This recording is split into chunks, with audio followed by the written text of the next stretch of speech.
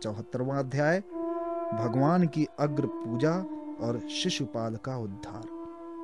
श्री सुखदेव जी कहते हैं, परीक्षित, धर्मराज युधिष्ठिर जरासंध का वध और सर्वशक्तिमान भगवान श्री कृष्ण की अद्भुत महिमा सुनकर बहुत प्रसन्न हुए और उनसे बोले।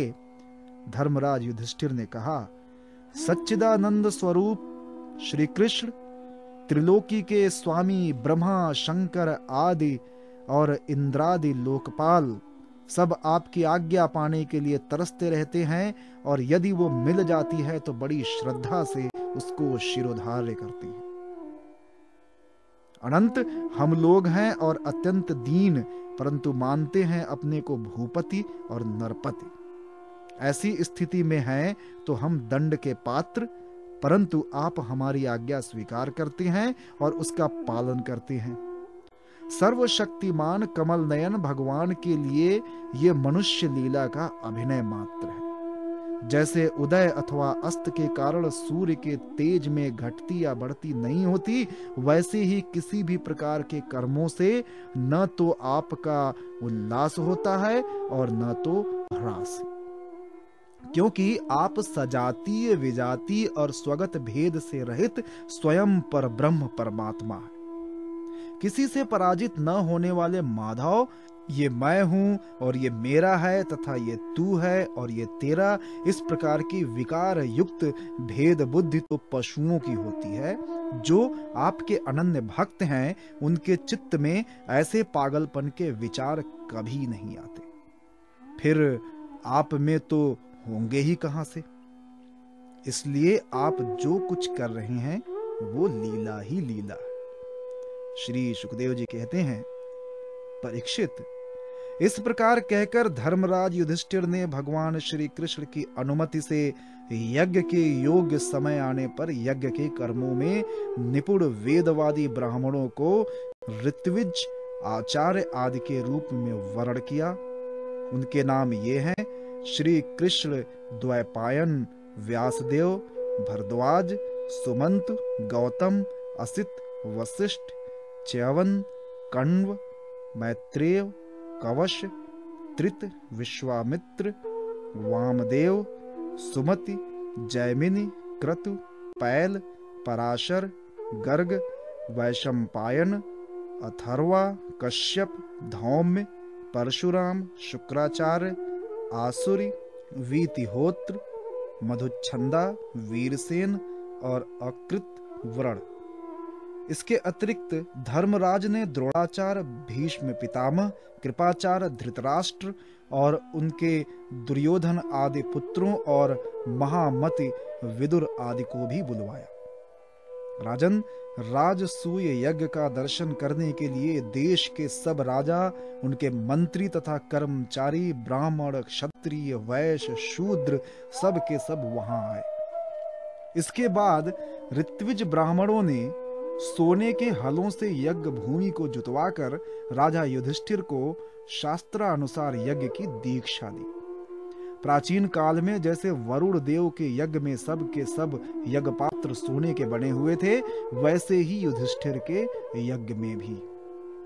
पांडुनंदन महाराज युधिष्ठिर के यज्ञ में निमंत्रण पाकर ब्रह्मा जी, शंकर जी, इंद्रादि लोकपाल अपने गणों के साथ सिद्ध और गंधर्व, विद्याधर, नाग, मुनि, यक्ष, राक्षस, पक्षी, किन्नर, चारण, बड़े बड़े राजा और रानियां, ये सभी उपस्थित हुए। सब ने बिना किसी कौतूहल के ये बात मान ली कि राजसूय यज्ञ करना युधिष्ठिर के योग्य ही है, क्योंकि भगवान श्री कृष्ण के भक्त के लिए ऐसा करना कोई बहुत बड़ी बात नहीं है। उस समय देवताओं के समान तेजस्वी याजकों ने धर्मराज युधिष्ठिर से विधि पूर्वक राजसूय यज्ञ कराया, ठीक वैसे ही जैसे पूर्व काल में देवताओं ने वरुण से करवाया था। सोमलता से रस निकालने के लिए महाराज युधिष्ठिर ने अपने परम भाग्यवान याजकों और यज्ञ कर्म की भूल चूक का निरीक्षण करने वाले सदस्यपतियों का बड़ी सावधानी से विधि पूर्वक पूजन किया। अब सभासद लोग इस विषय पर विचार करने लगे कि सदस्यों में सबसे पहले किसकी पूजा, अग्र पूजा होनी चाहिए। जितनी मति उतने मत, इसलिए सर्वसम्मति से कोई निर्णय ना हो सका। ऐसी स्थिति में सहदेव ने कहा, यदुवंश शिरोमणि भक्त वत्सल भगवान श्री कृष्ण ही सदस्यों में सर्वश्रेष्ठ और अग्र पूजा के पात्र हैं, क्योंकि यही समस्त देवताओं के रूप हैं और देश काल धन आदि जितनी भी वस्तुएं हैं उन सब के रूप में भी यही हैं। ये सारा विश्व श्री कृष्ण का ही रूप है। समस्त यज्ञ भी श्री कृष्ण स्वरूप ही है। भगवान श्री कृष्ण ही अग्नि, आहुति और मंत्रों के रूप में है। ज्ञान मार्ग और कर्म मार्ग ये दोनों भी श्री कृष्ण की प्राप्ति के ही हेतु हैं। सभासदों, मैं कहां तक वर्णन करूं? भगवान श्री कृष्ण वो एक रस अद्वितीय ब्रह्म है जिसमें सजातीय, विजातीय और स्वगत भेद नाम मात्र का भी नहीं है। ये संपूर्ण जगत उन्हीं का स्वरूप है। वे अपने आप में ही स्थित और जन्म, अस्तित्व, वृद्धि आदि क्षय भाव विकारों से रहित हैं। वे अपने आत्म स्वरूप संकल्प से ही जगत की सृष्टि, पालन और संहार करते हैं। सारा जगत श्री कृष्ण के ही अनुग्रह से अनेकों प्रकार के कर्म का अनुष्ठान करता हुआ धर्म, अर्थ, काम और मोक्ष रूप पुरुषार्थों का संपादन करता है। इसलिए सबसे महान भगवान श्री कृष्ण की ही अग्र पूजा होनी चाहिए। इनकी पूजा करने से समस्त प्राणियों की तथा अपनी भी पूजा हो जाती है। जो अपने दान धर्म को अनंत भाव से युक्त करना चाहता हो, उसे चाहिए कि समस्त प्राणियों और पदार्थों के अंतरात्मा भेदभाव रहित परम शांत और परिपूर्ण भगवान श्री कृष्ण को ही दान करे। परीक्षित, सहदेव भगवान की महिमा और उनके प्रभाव को जानते थे। इतना कहकर वे चुप हो गए। उस समय धर्मराज युधिष्ठिर की यज्ञ सभा में जितने सतपुरुष उपस्थित थे, सबने एक स्वर से बहुत ठीक कहकर सहदेव की बात का समर्थन किया। धर्मराज युधिष्ठिर ने ब्राह्मणों की ये आज्ञा सुनकर तथा सभासदों का अभिप्राय जानकर बड़े आनंद से, प्रेमोद्रेक से विह्वल होकर भगवान श्री कृष्ण की पूजा की। अपनी पत्नी, भाई, मंत्री और कुटुंबियों के साथ धर्मराज युधिष्ठिर ने बड़े प्रेम और आनंद से भगवान के पांव पखारे तथा उनके चरण कमलों का लोक पावन जल अपने सिर पर धारण किया। उन्होंने भगवान को पीले पीले रेशमी वस्त्र और बहुमूल्य आभूषण समर्पित किए। उस समय उनके नेत्र प्रेम और आनंद के आंसुओं से इस प्रकार भर गए कि वे भगवान को भली भांति देख भी नहीं सकते थे। यज्ञ सभा में उपस्थित सभी लोग भगवान श्री कृष्ण को इस प्रकार पूजित सत्कृत देखकर हाथ जोड़े हुए नमो नमः, जय जय इस प्रकार के नारे लगाकर उन्हें नमस्कार करने लगे। उस समय आकाश से स्वयं ही पुष्पों की वर्षा होने लगी। परीक्षित अपने आसन पर बैठा हुआ शिशुपाल ये सब देख सुन रहा था। भगवान श्री कृष्ण के गुण सुनकर उसे क्रोध हो आया और वो उठकर खड़ा हो गया। वो भरी सभा में हाथ उठाकर बड़ी असहिष्णुता किंतु निर्भयता के साथ भगवान को सुना सुनाकर अत्यंत कठोर बातें कहने लगा। सभासदों, श्रुतियों का ये कहना सर्वथा सत्य है कि काल ही ईश्वर है। लाख चेष्टा करने पर भी वो अपना काम करा ही लेता है। इसका प्रत्यक्ष प्रमाण हमने देख लिया कि यहाँ बच्चों और मूर्खों की बात से बड़े बड़े वयोवृद्ध और ज्ञान वृद्धों की बुद्धि भी चकरा गई। पर मैं मानता हूं कि आप लोग अग्र पूजा के योग्य पात्र का निर्णय करने में सर्वथा समर्थ हैं। इसलिए सदस्यपतियों, आप लोग बालक सहदेव की ये बात ठीक न माने कि कृष्ण ही अग्र पूजा के योग्य हैं।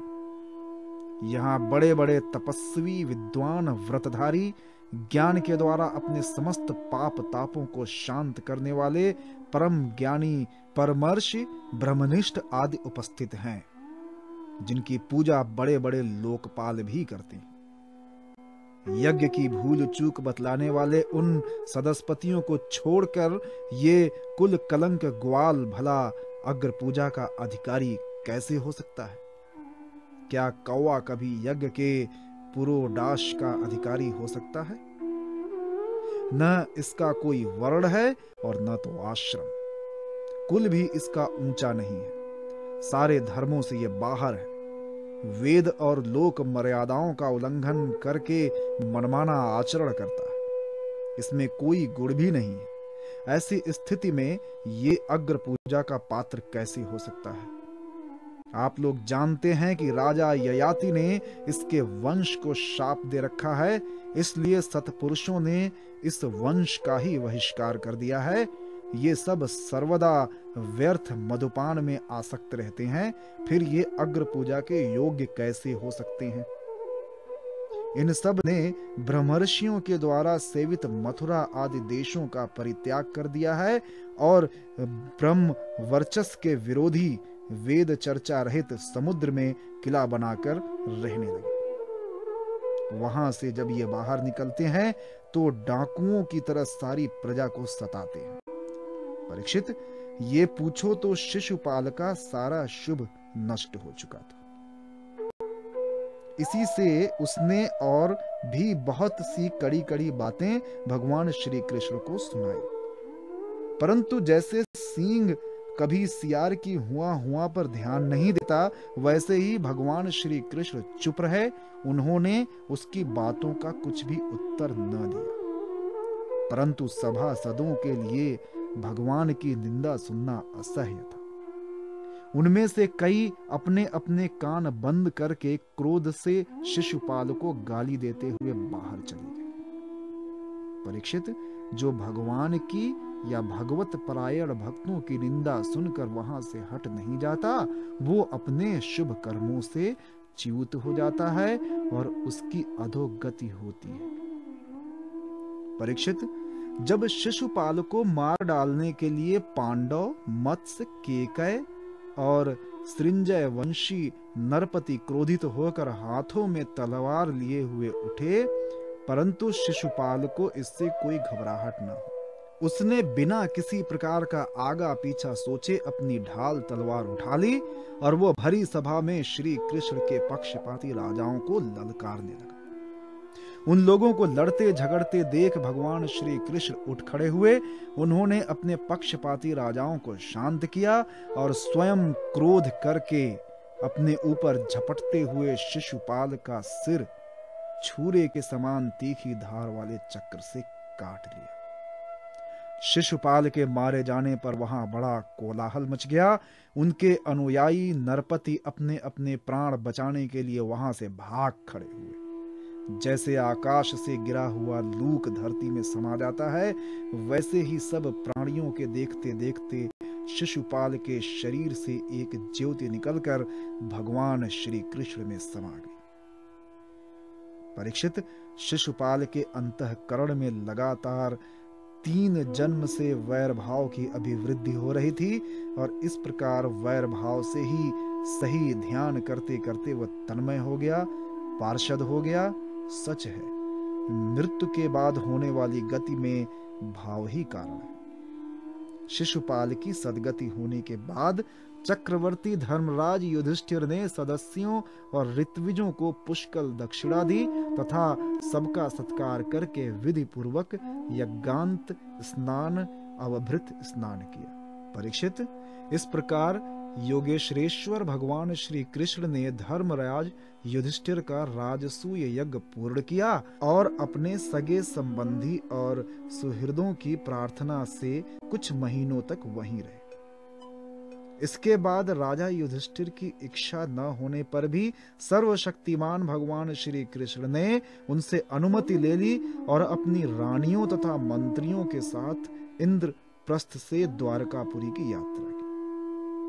परीक्षित, मैं ये उपाख्यान तुम्हें बहुत विस्तार से 7वें स्कंध में सुना चुका हूँ कि बैकुंठवासी जय और विजय को सनकादि ऋषियों के शाप से बार बार जन्म लेना पड़ा था। महाराज युधिष्ठिर राजसूय का यज्ञांत स्नान करके ब्राह्मण और क्षत्रियों की सभा में देवराज इंद्र के समान शोभायमान होने लगे। राजा युधिष्ठिर ने देवता, मनुष्य और आकाशचारियों का यथा योग्य सत्कार किया तथा वे भगवान श्री कृष्ण एवं राजसूय यज्ञ की प्रशंसा करते हुए बड़े आनंद से अपने अपने लोक को चले गए।